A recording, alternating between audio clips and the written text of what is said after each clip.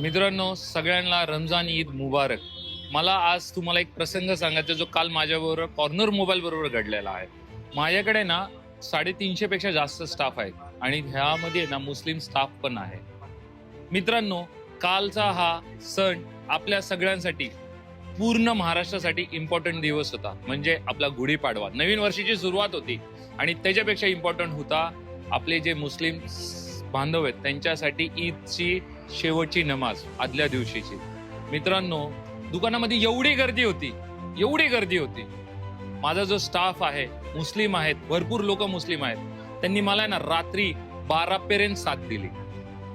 म्हणजे काल दिवसभर त्यांनी न पाणी न अन्न न काही खाता दिवसभर दुकानात उभे राहिले.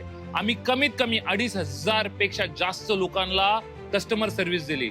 त्यांनी कस्टमर सर्व्हिस मध्ये कुठंच ते मागं हटले नाही. ते म्हटले, सर असू द्या, आमचा सण उद्या आहे, आजचा दिवस पण आमच्यासाठी इम्पॉर्टंट आहे ईदचा, पण आम्ही आज आपल्या कस्टमर्सला सर्व्हिस देण्यासाठी तुमच्या बरोबर खांद्याला खांदा लावून सगळ्या सेल्स प्रमोटर बरोबर आम्ही थांबू आणि तेवढीच मेहनत करू आणि आपला सण एकत्रित कसा सक्सेसफुल करता येईल, कॉर्नर मोबाईलला कसं आपल्याला पुढे नेता येईल आणि आम्ही कशा प्रकारे कस्टमरला सर्व्हिस देऊ, या गोष्टीला त्यांनी इम्पॉर्टन्स दिला. मी त्यांच्या सगळ्यांचा खूप खूप आभारी आहे. माझ्या टीमचा, त्यांनी मला काल जी मदत केली मी हे कधीच विसरू नाही शकत. आणि मला हे सांगायचं आहे की हा आपला भारत आहे, एकतेचं प्रतीक आहे. म्हणजे विचार करा की आपण सगळे एकत्रित येऊन कसं एकामेकाचा सण साजरा करतो. हे एक छोटशी उदाहरण आहे जे मला तुम्हाला सगळ्यांना सांगूशी वाटला.